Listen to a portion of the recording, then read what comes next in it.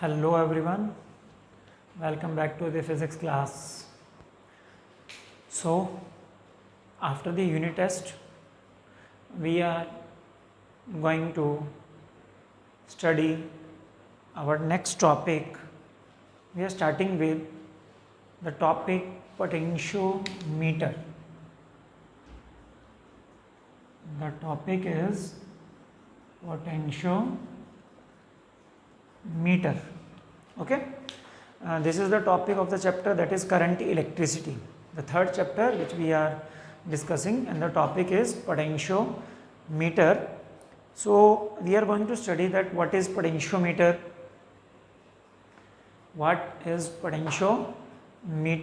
how it is used, what are the application, for what purpose the potentiometer can be used, okay, in the science laboratory.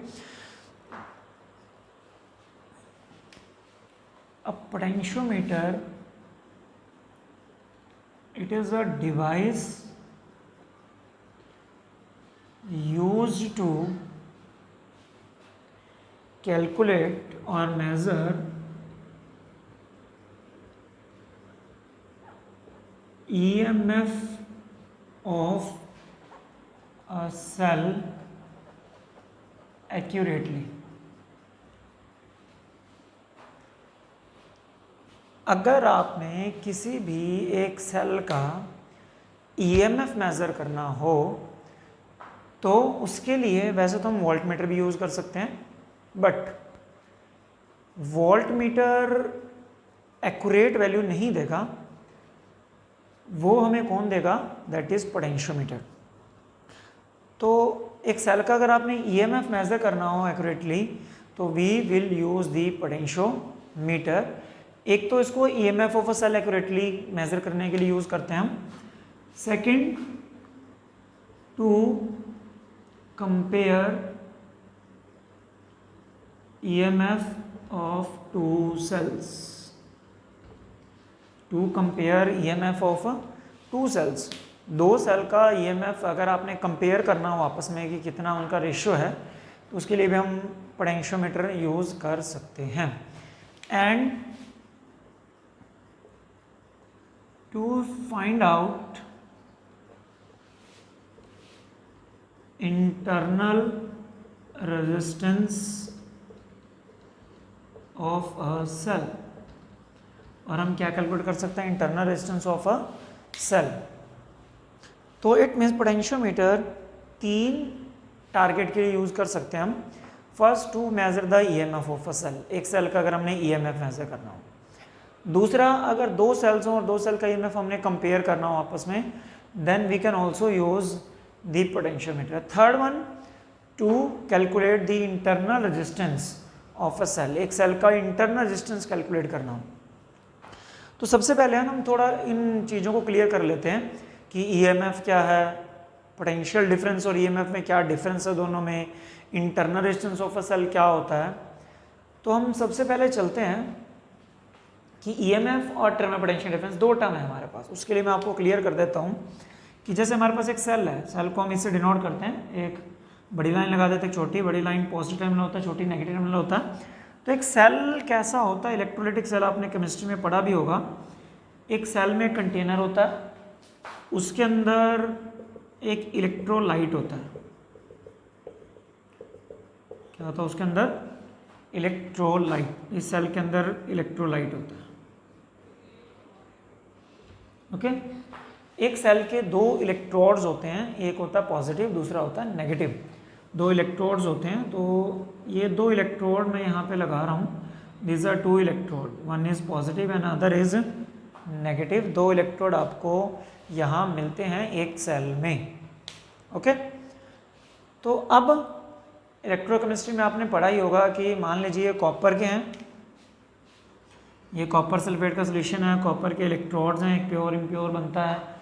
यहाँ पे reduction होगा, copper से copper 2+ बनेगा, यहाँ दो electron छोड़ेगा, यहाँ से कनेक्ट होकर आगे जाएगा. तो ये सारा आप केमिस्ट्री में पढ़ते हो प्रोसेस ये. तो अभी क्या मैं जनरली आपको बताता हूँ जितना हमें यूज़ है यहाँ पे. एक सेल के दो इलेक्ट्रोड्स होते हैं, एक पॉजिटिव एक नेगेटिव है. जब आप किसी भी सेल को सर्किट में यूज नहीं कर रहे, जब आप किसी भी सेल को सर्किट में यूज नहीं कर रहे, it means that is in open circuit. Open का मतलब सर्किट में आप उसे करंट नहीं ले रहे, कहने का मतलब सीधा सा है कि अगर आप सेल से करंट नहीं ले रहे, सर्किट में आप यूज नहीं करोगे, आप सेल आपके रिमोट में आपने नहीं लगाया, बाहर पड़ा है, तो इट मीन्स आप उसे करंट नहीं ले रहे ना। रिमोट में लगाओगे तो वो सर्किट में आपने लगाया, वो करंट छोड़ना स्टार्ट करेगा, रिमोट वर्क करेगा। तो जब आप सेल को यूज नहीं कर रहे किसी सर्किट में, तो उस सेल के दो इलेक्ट्रोड्स जो होते हैं, उन दोनों के बीच का जो पोटेंशियल डिफरेंस होता है, that is maximum potential difference and that is called EMF। जिसको हम फुल फॉर्म में अगर बोलें, दैट इज इलेक्ट्रोमोटिव फोर्स। क्या होता है ये? Electromotive force. ओके, डेफिनेशन क्या होती है इसकी? Maximum potential difference between two electrodes of a cell when cell is not in use, or you can say in open circuit, cell is not in use। जब cell use नहीं है उस time पे cell के जो दो electrodes हैं उनके बीच का जो पोटेंशियल डिफरेंस है, मैक्सिमम पोटेंशियल डिफरेंस होता है उस टाइम पे, that is called EMF of the cell. That is called EMF of cell. एक सेल के ऊपर लिखा हुआ होता है कि 1.5 वोल्ट, 3 वोल्ट, 6 वोल्ट, 9 वोल्ट, तो उसका EMF लिखा होता है। EMF का मतलब जब आप सेल को यूज नहीं कर रहे तो उसके इलेक्ट्रोड के बीच का कितना पोटेंशियल डिफरेंस है, that is EMF of cell. Okay, अब आती है एक और टर्म जिसको हम EMF को हम E से डिनोट कर देते हैं, स्मॉल e से कैपिटल E से डिनोट कर देते हैं। दूसरी टर्म आती है टर्मिनल पोटेंशियल डिफरेंस। अब टर्मिनल पोटेंशियल डिफरेंस, अब टर्मिनल पोटेंशियल डिफरेंस क्या होता है? देखो, पहला था EMF, टर्मिनल पोटेंशियल डिफरेंस भी एक सेल का होता है, EMF भी एक सेल का होता है। EMF कब होता है? जब आप सेल को आप यूज नहीं कर रहे, तो उसके जो दो इलेक्ट्रोड्स होते हैं उनके बीच का मैक्सिमम पोटेंशियल डिफरेंस होता है, that is called EMF of cell. अब टर्मिनल पोटेंशियल डिफरेंस पे आ जाते हैं। जब आप इस सेल को सर्किट में लगा देते हो, जब आप सेल को सर्किट में लगा देते हो, तो जो सेल के दो टर्मिनल्स हैं उनके बीच का जो पोटेंशियल डिफरेंस होता है वो मैक्सिमम नहीं रहता, मतलब मैक्सिमम से थोड़ा सा कम हो जाता है, थोड़ा सा डिक्रीज हो जाता है। तो जब सेल को आप यूज कर रहे हो तो उसके दो इलेक्ट्रोड के बीच में जो पोटेंशियल डिफरेंस है, that is terminal potential difference. तो क्या बनेगा ये? Potential difference between two electrodes of a cell when cell is in use और cell is used in circuit। जब आप सेल से करंट ले रहे हो तो उसके जो दो इलेक्ट्रोड्स होंगे उनके बीच का जो पोटेंशियल डिफरेंस होगा वो मैक्सिमम नहीं रह जाता, मैक्सिमम से कम हो जाता है। मैक्सिमम तो एक ही टाइम पे होगा ना, जब सेल यूज नहीं हो रहा। तो जब सेल यूज नहीं हो रहा है तो उस टाइम पे पोटेंशियल डिफरेंस जो मैक्सिमम नहीं रह जाता वो थोड़ा कम हो जाता है, डिक्रीज हो जाता है। तो उस टाइम जितना पोटेंशियल डिफरेंस होगा that is called terminal potential difference, जिसको हम V से लिखते हैं। इसे लिखा जाता है V से। तो वे हमेशा टर्मिनल पोटेंशियल डिफरेंस EMF से कम ही होता है, क्योंकि EMF कब? जब maximum potential difference between the two electrode of cell when the cell is not in use.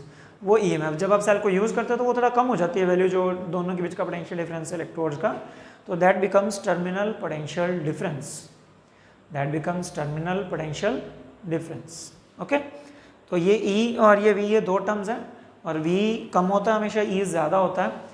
अब बात आती है what is internal resistance of a cell. Resistance तो हमें पता है क्या होता है, कि रेजिस्टेंस किसी भी कंडक्टर का, कि जो उसके करंट को रोकने की पावर होती है, फ्लो को रोकने की, that is resistance.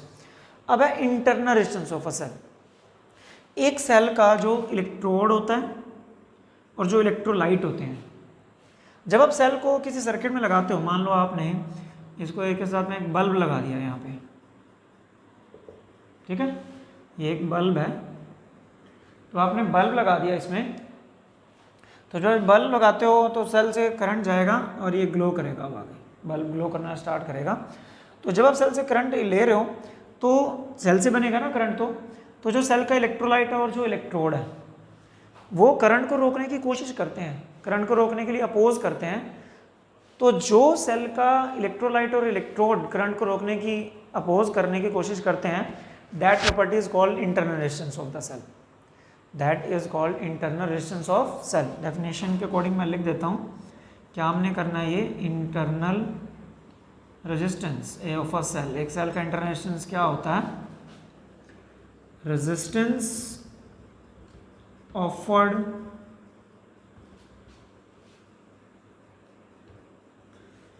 by resistance offered by electrolyte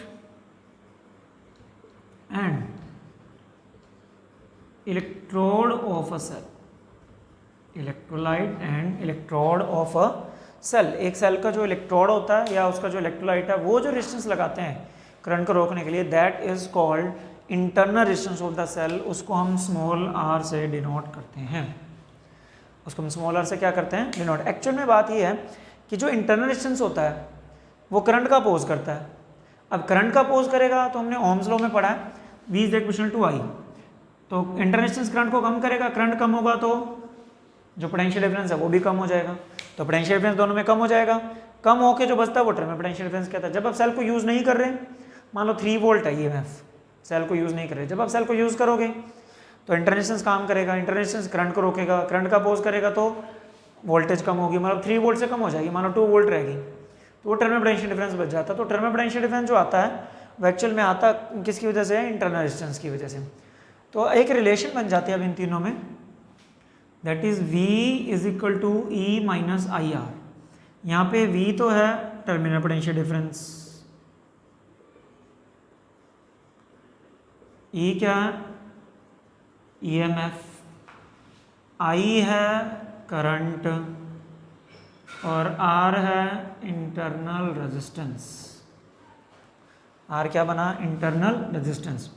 तो क्या हुआ देखो, EMF था, मान लो ये 3 वोल्ट था, इंटरनल रेजिस्टेंस की वजह से वोल्टेज निकाला, क्या फॉर्मूला था ओम्स लॉ के अकॉर्डिंग, IR। तो जितना वोल्टेज ड्रॉप हुआ इंटरनल रेजिस्टेंस की वजह से वो IR माइनस कर दो, EMF में से मान लो 1 वोल्ट डिक्रीज हुआ तो 1 वोल्ट माइनस कर दिया, तो 3 माइनस 1 2, वो पोटेंशियल डिफरेंस आ जाएगा। तो एक्चुअल में ये रिलेशन बनती है इनमें, V is equal to E minus IR। जब आप सेल से करंट ले रहे हो तो टर्मिनल पोटेंशियल डिफरेंस, EMF और इंटरनल रेजिस्टेंस में जो रिलेशन होती है, that is V is equal to E minus IR। Okay, तो ये कुछ टर्म्स थी जो पोटेंशियोमीटर के कॉन्सेप्ट में यूज़ होने वाली हैं। तो पोटेंशियोमीटर है क्या, it is a device use to measure EMF of a cell accurately or to compare the EMF of cell or to find out the internal resistance of the cell। Okay, तो अब हम potentiometer के concept पे चलेंगे। अभी तक हमें ये पता चला कि पोटेंशियोमीटर क्या होता है, उससे रिलेटेड टर्म्स जो हैं वो क्या होते हैं। तो जो हमारा नेक्स्ट लेक्चर होगा उसमें हम क्या करेंगे कि पोटेंशियोमीटर की कंस्ट्रक्शन क्या है, इसके क्या यूजेस हैं, क्या इसकी एप्लीकेशंस हैं, कहाँ ये यूज़ होता है, तो ये हम कैसे कंपेयर कर सकते हैं, EMF मेज़र कर सकते हैं, वो सब कुछ हम इसमें समझेंगे। तो आज के लेक्चर में इतना था कि what is potentiometer, prepare notes of the 2 days topic. So till then, thanks and have a nice day.